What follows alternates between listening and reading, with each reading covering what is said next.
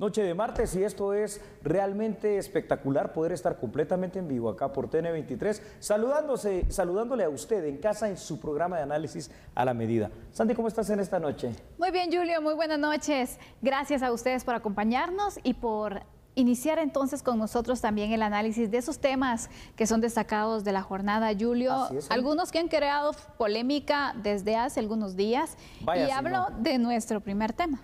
Nuestro primer tema es polémico, ¿sabes por qué? Porque con el antecedente negativo que tanto hemos venido hablando durante estos ya más de 15 meses de no cambio ni siquiera cerca de lo que son los magistrados de Sala y de Corte Suprema de Justicia, ¿qué podemos esperar para un recambio que viene ahora en el próximo mes de abril de la Corte de Constitucionalidad? Así es, iniciamos entonces. ¿Hay interés de los magistrados de continuar en el cargo aún cuando su periodo termine? Bueno, veamos entonces qué información ha surgido sobre este tema y analicémoslo. Iniciamos.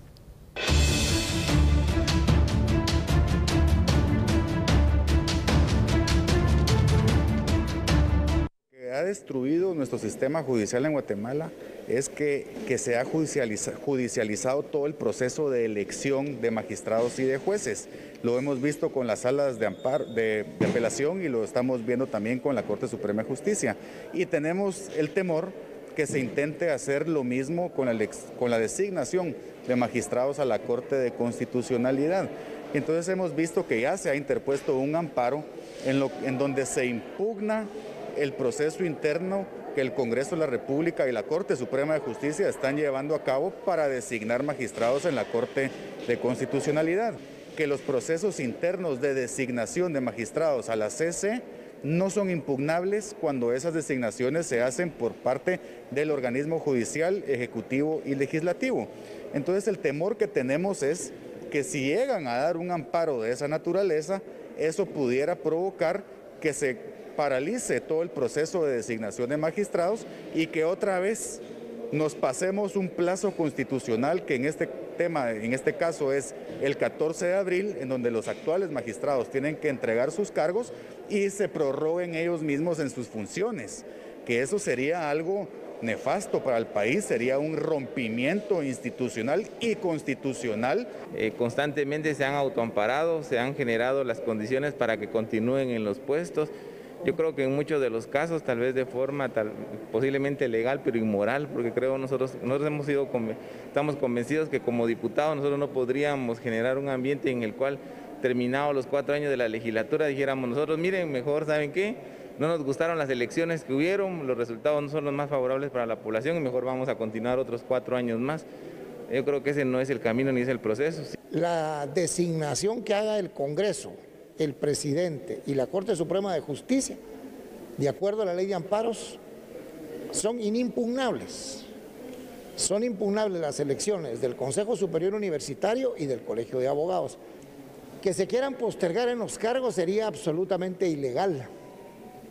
Solo que la misma Corte de Constitucionalidad se autoampare para quedarse en funciones, eso sería absurdo. La Corte Suprema se quedó en funciones porque la Corte de Constitucionalidad así lo ordenó. Pero ¿quién le va a dar a la Corte de Constitucionalidad un amparo para quedarse más tiempo? Solo ellos. Y eso tampoco sería algo lógico.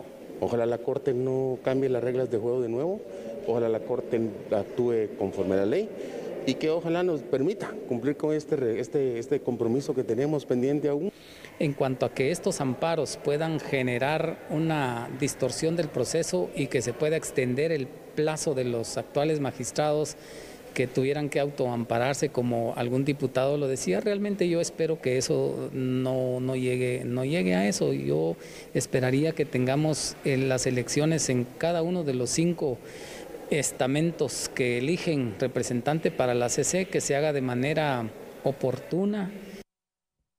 Bueno, es una situación impresionante lo que está pasando, y es que, Sandy, hay un temor, y ese temor es fundamentado, ese temor es real. ¿Por qué?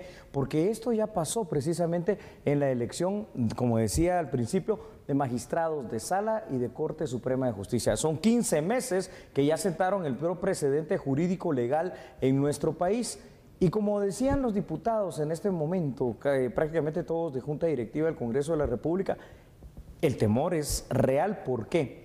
porque si se da un recurso de amparo, como ya ha pasado en otras ocasiones también, la misma Corte de Constitucionalidad, esta al menos, tiene ya esa costumbre de venir y de autoampararse. O sea que esta es una situación que el temor está allí. Entonces, yo creo que lo mejor realmente que le puede pasar dentro de lo mal que está el sistema de justicia guatemalteco es que de verdad, efectivamente, en el mes de abril se dé el recambio. No tiene que haber ninguna excepción. Sí, Julio, pero como hablábamos también como parte del análisis que hacíamos de la elección de Cortes, es que se han sentado precedentes que no sabemos si tienen un objetivo o si al final entonces se podrían utilizar para la permanencia de magistrados en la Corte de Constitucionalidad. Entonces, por eso es de que estamos ante esta expectativa al final, Julio, de que se logrará o no la renovación de la Corte de Constitucionalidad. Ojalá que por el bien de todo el país, porque no estamos viendo solamente un sector, sino de todo el país, se logre hacer lo que la ley ya manda y no se estén haciendo modificaciones o interpretaciones que a veces ponen en qué pensar. Los plazos son perentorios, es decir, son máximos. Cualquier otra cosa que pase y que no haya recambio de la actual Corte de Constitucionalidad, lo que sería es instaurar una dictadura, literalmente una dictadura constitucional. No estamos diciendo que no puedan ser reelectos algunos magistrados, tienen todo el derecho de participar en un proceso sano. Siguiendo ese proceso. Siguiendo el proceso. Lo que no es sano es que ni siquiera habiendo empezado el proceso de selección, ya hay recursos de amparos ahí interpuestos para frenar esta cuestión. Vamos con los datos. Iniciamos con los datos. Me parece excelente, Sandy, porque ahí los tenemos precisamente en pantalla. Y es que es muy bueno, por favor, que usted tome papel y lápiz y anote los siguientes artículos de la Constitución Política de la República de Guatemala.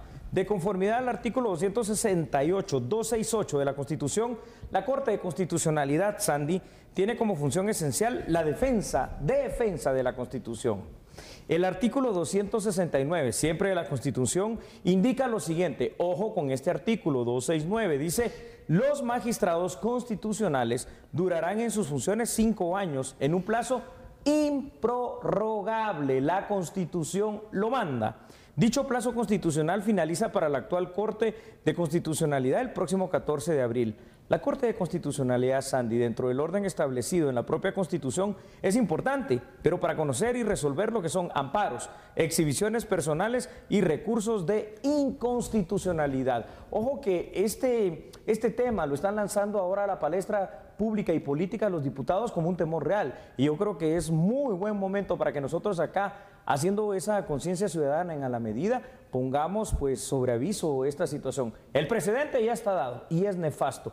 Así que al Congreso de la República inclusive habría que decirle algo. Yo sé que muchos diputados nos están viendo, hay que hacer la elección ya de magistrados de sala y de corte. Recuerden que una resolución, así sea de la Corte de Constitucionalidad, si es ilegal, artículo 44 y 204 y el 175 de la Constitución, no se tiene que obedecer, es nula de pleno derecho. Exactamente. Vemos entonces el panorama que desde ya se puede observar, Julio, de esta elección de corte, que es muy importante, porque también entonces se mantiene la esperanza de que con esta renovación de corte que se pueda tener procesos que están entrampados, como la elección de Corte Suprema de Justicia, sala de apelaciones, se puedan ir pues desenrollando de este laberinto en el cual se ha estado inmerso durante tantos meses, Julio, y creo que al final complica más el tema de la certeza jurídica que tanto hemos hablado y que tanto se exige también en los temas económicos, de inversiones y demás.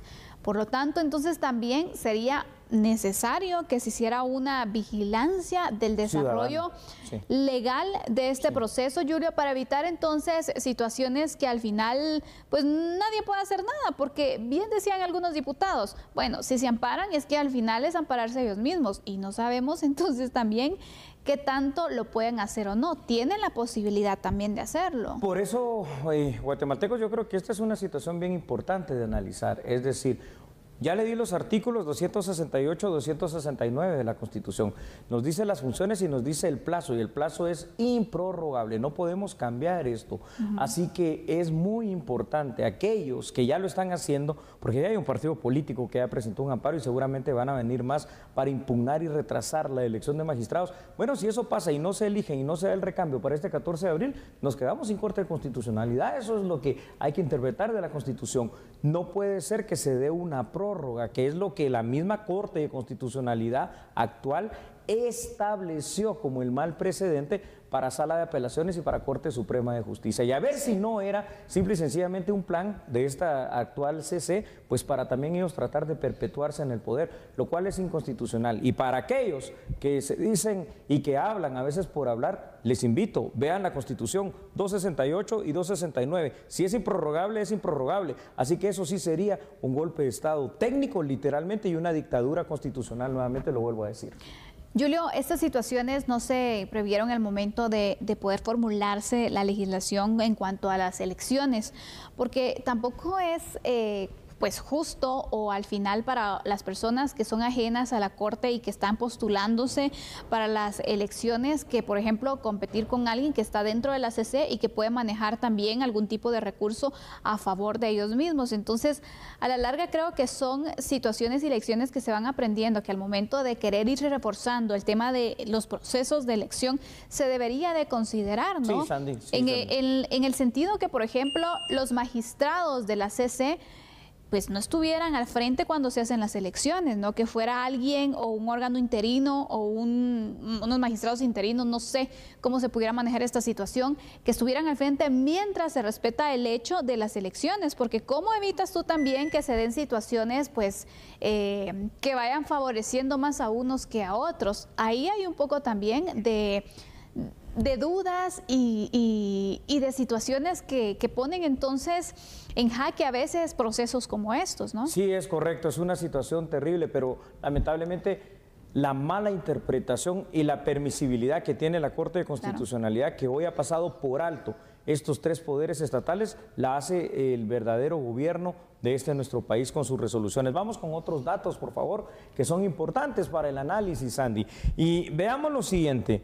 Ya existen, imagínese usted, ya existen impugnaciones presentadas sobre el procedimiento que utilizará el Congreso para la revisión de expedientes de candidatos a la Corte de Constitucionalidad. ¿Qué nos indica esto? Que hay una clara, aquí no tenemos que ir con medias tintas, hay una clara intención de algunos grupos y sectores de poder, de algunos grupos ideológicos también, porque esto es una pugna ideológica, económica y de poder que quieren perpetuar en el poder a la actual CC.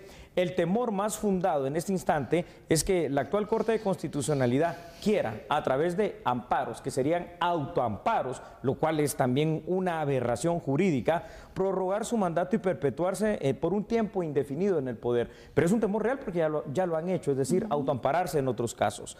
Esto considerando el antecedente que se tiene en cuanto a la elección de magistrados de Corte y de Sala. La mayor objetividad, Sandy, en esta situación es poder cumplir lo establecido en el artículo 269. Se lo vuelvo a repetir. Dice la Constitución que se refiere a la integración y al plazo improrrogable de 5 años para los magistrados de la Corte de Constitucionalidad. Y buscar otra cosa también, que la próxima Corte de Constitucionalidad ya no se oriente con decisiones políticas, sino que con decisiones que sean técnico-jurídicas, que es lo que todos esperaríamos de los más grandes togados que tienen un llamado. La defensa de la Constitución. Su llamado no es legislar, no es gobernar y tampoco es estar por encima de la Corte Suprema de Justicia. Pero esto es literalmente lo que ha hecho la actual Corte de Constitucionalidad. Exactamente, con tantas decisiones, con tantas resoluciones que se han tomado, donde al final hemos visto cómo un sistema de justicia está, pues también te diría que hasta cierto punto... Está cooptado.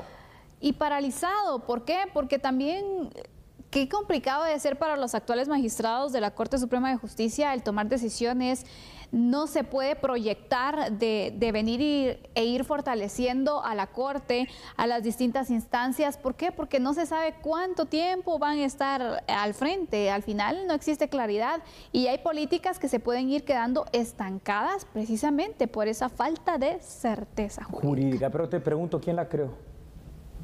La Corte de Constitucionalidad. Señoras y señores, si queremos de verdad un país real, un país donde haya todo lo que necesitamos, lo primero que debemos darle, después de la seguridad que tanto hace falta, porque es una realidad, es la certeza jurídica. Y los llamados a defenderla serían los jueces y magistrados. Y los señores magistrados de la Corte de Constitucionalidad no están por encima de nadie, están para hacer respetar la Constitución. Vamos a la pausa. Regresamos enseguida con más información y análisis. No cambie, por favor, porque nosotros somos a la medida.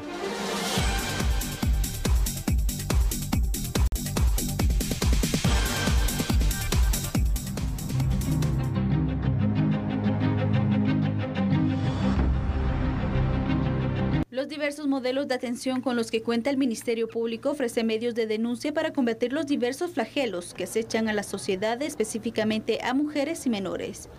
El llamado de las autoridades es a denunciar y con ello empoderar a las víctimas y mostrar acciones preventivas del delito y persecución penal que genere confianza en la población.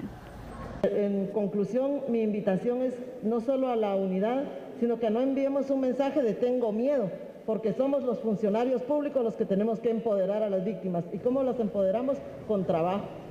Tenemos que demostrar que estamos trabajando y que vean los resultados del trabajo que cumplimos. No podemos permitir ni aceptar que hayan acciones que sean contrarias a la ley. Tenemos una oficina al respecto que vela justamente por la responsabilidad de cada uno de los funcionarios.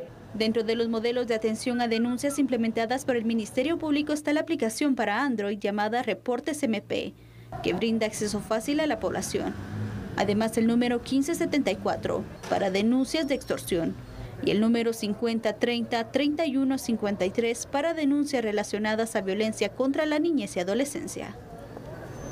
Bueno, y vamos a hacer un análisis tan importante como este, porque saber si hay miedo o empoderamiento, pues yo te diría que un poco las dos cosas, porque definitivamente el miedo es algo tan humano para sentirlo en cuanto al pánico que puede haber colectivo por los temas de los delitos que han estado pasando, pero también hay un empoderamiento importante y nos lo demostró la madre precisamente de esta menor de 8 años allá en San Marcos, que logró vencer el miedo, que logró hacer la denuncia y 72 horas después de esa acción valiente de ella, pues se logró a través de la acción policial y del Ministerio Público la captura de este acosador, ¿verdad? Terrible. Totalmente, Julio. Mira, yo creo que al final es una mezcla de empoderamiento, pero también de confianza, te diría, en las instituciones que pueden investigar situaciones como estas.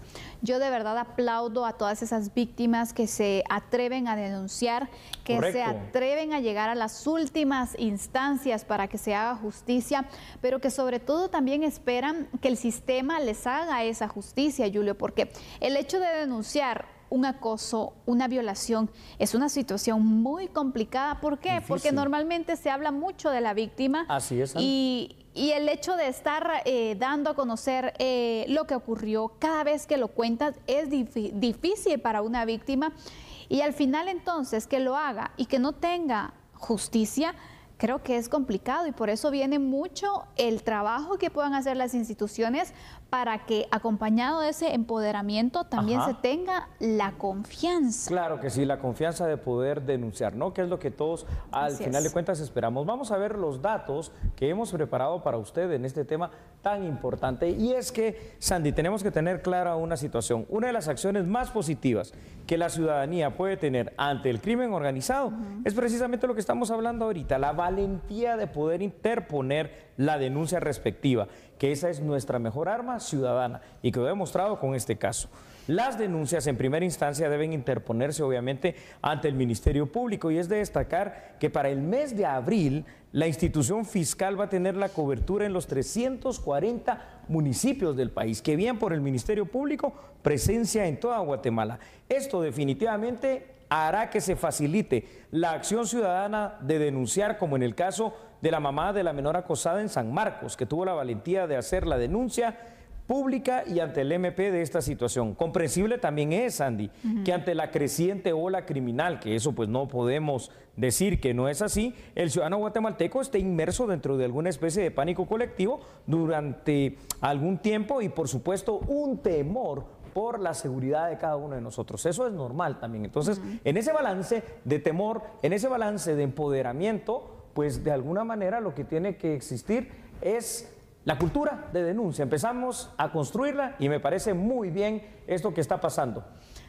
Sí, Julio, y aparte de eso también creo que como sociedad debe existir una forma diferente en la que veamos situaciones como esta. Así es. Se hace un llamado por parte de distintas organizaciones que velan por los derechos de la niñez a los padres de familia para que se atrevan a denunciar y que también empoderen entonces a sus hijos de que denuncien cualquier situación como estas, acoso, violación, agresión, de cualquier tipo, Julio. Así es. ¿Por qué? Porque también como padres a veces te enteras de las cosas y no es que no quieras justicia para lo que le hacen a tu hijo, sino que está ese miedo de lo que la sociedad entonces vaya a señalar, porque entonces ya queda marcada la persona como la niña, como el niño, como la jovencita, el joven, que fue violentada sexualmente, que fue violentada de tal forma y quedas marcada de por vida de esa manera. Entonces creo que también como sociedad nosotros tenemos que acompañar en ese empoderamiento e ir también cambiando la mentalidad de ya no victimizar a la persona que ha sufrido estos vejámenes, sino apoyarla y recordarle que puede salir adelante. Pero por eso es de que es uno de los factores también, que en ocasiones no se atreve a denunciar, Julio, porque es mejor que la violación quede en secreto para poder proteger a la víctima, y no debería ser así. No debe ser así, por eso hoy le estamos indicando que esto está cambiando en Guatemala. Así que vamos con otros datos, porque es bueno seguir con el análisis a través de esta información que hemos preparado para usted. Y el miedo tenemos que perderlo a no denunciar, ¿verdad? Ahí tenemos estos datos, Sandy, y vamos a recalcar esto. La denuncia definitivamente es importante, no solo como un antecedente, sino que es la mejor forma de exigir el trabajo efectivo y eficiente por parte de las autoridades del Ministerio Público y de la Policía Nacional Civil. En los últimos meses, el Ministerio Público, hay que decirlo, se ha constituido en la institución de justicia que ha implementado mecanismos de denuncia en favor de menores y mujeres. Ha tomado ese liderazgo para tratar de coordinarlo junto a la Defensa Pública Penal, junto al Ministerio de Gobernación y, por supuesto, al organismo judicial. Si bien es cierto que las muertes de mujeres, Andy, sobre todo las niñas, causan un clima de zozobra, pánico o temor, es importante una vez más recalcar que la denuncia hoy más que nunca es el único camino a tomar. Importante será que el Ministerio Público baje esos niveles de temor junto con su actuar investigativo, obteniendo que las capturas y por supuesto las condenas ejemplares para los que se hallen culpables de cometer cualquier tipo de hecho delictivo, Sandy. Sabemos que se debe resguardar sobre todo el debido proceso, pero también el fortalecimiento de las instituciones y la coordinación que puedan tener va a ser importante para que de esta forma se sigan denunciando estos casos y que se haga justicia. Me parece muy bien. Entonces, damos por concluido este análisis, pero le digo algo, ya no tengan miedo. La denuncia es algo muy importante. Vamos a una información muy importante, Sandy. Así es.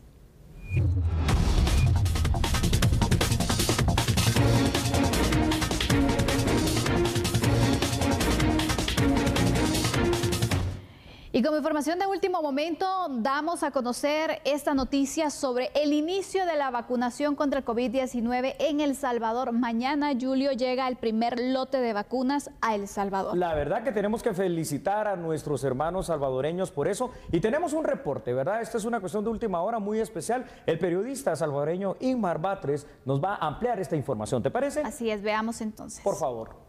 Un gusto saludarlos, amigos de la RNA. Desde El Salvador, en las próximas horas arribará el primer lote de vacunas contra el COVID-19 proveniente de la India. Estas primeras dosis han sido adquiridas con fondos gubernamentales. ¿Quién hizo este anuncio? Pues el presidente de la República, Nayib Bukele, a través de redes sociales. Y este 17 de febrero también iniciará la inmunización al personal de salud, y también se prevé que en los próximos días más personas que combaten el COVID-19 en primera línea pues sean vacunados. El 17 de febrero, es decir, este jueves, en el Aeropuerto Internacional de El Salvador, el ministro de Salud, Francisco Alaví, dará más detalles acerca de este proceso de inmunización y la llegada del primer lote de vacunas. Estaremos pendientes e informándole a través de la RNA. Todavía estamos a la espera de que vengan las vacunas que se han adquirido a través del mecanismo COVAX. ¿Cuándo vendrán? Pues en los primeros días de marzo, anunció el mandatario salvadoreño. Es el informe que le tenemos desde El Salvador para todos los amigos de la RNA. Agradecemos entonces por la información compartida y vemos que mañana se inicia esta vacunación. Hay que aclarar algo, son 2 lotes los que El Salvador ya se había comprometido y estaba gestionando. Este viene precisamente de AstraZeneca y está pendiente el que se adquirió con el mecanismo COVAX, que ingresará en marzo. Eso es correcto, quiere decir que El Salvador está tomando una delantera y nos está mostrando cómo se pueden hacer las cosas. Así que vendrán esos primeros lotes de vacunas para los salvadoreños bien bien por ellos. ¿Te parece si vamos a la pausa? Regresamos enseguida con más información y análisis. Por favor, no cambie. Recuerde algo, nosotros somos a la medida. Y el Tribunal de Sentencia de Misco continúa con las diligencias por la solicitud de antejuicio contra el alcalde de este municipio, Neto Brand.